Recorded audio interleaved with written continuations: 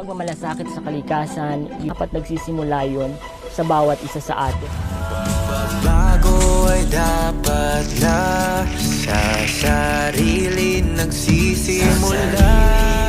Kumusta, Verified? Isang panibagong proyekto na naman ang aking sisimulan. Heto at iginuguhit ko na ang disenyo na aking gagawin. Ito ay isang modernong Pilipiniana, syempre, gawa ito sa mga recyclable materials. Una kong ihahanda ang mga empty wrappers ng 3-in-1 instant coffee. Ibababad muna ang mga ito upang madaling maalis yung mga natirang pulbos sa loob ng pabalat. Tsaka ito huhugasan isa-isa. Patutuluin ang mga tubig na natira sa loob ng mga pabalat sa pamamagitan ng paghilera dito ng nakabaligtad. At upang matiyak na malinis at tuyo na ang mga ito, pupunasan naman ito isa-isa. Pahaba ang proseso ng paghahanda ng mga materyales na kagaya nito. Lalo pat sa likhang sining na ito, kailangan ko ng 680 piraso ng mga empty sachet. Panoorin niyong mabuti ang bahaging ito ng aking mini vlog kung nais niyong matutunan kung paano ko sinisimulan at binubuo ang aking mga likhang sining.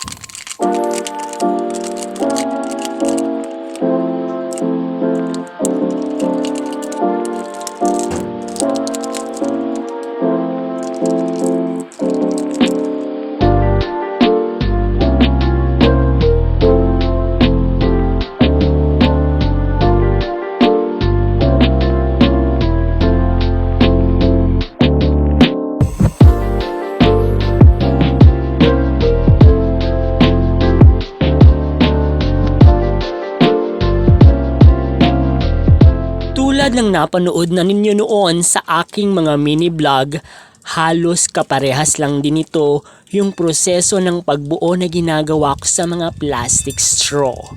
Sa pagkakataong ito, ang ginamit ko naman ay ang mga empty sachet. Sa nununood ng aking mini vlog na nandidistract sa aking kamay, huwag nyo nang i-bash kung marami man niyang ugat o mukhang kamay ng matanda, wala na akong magagawa dyan.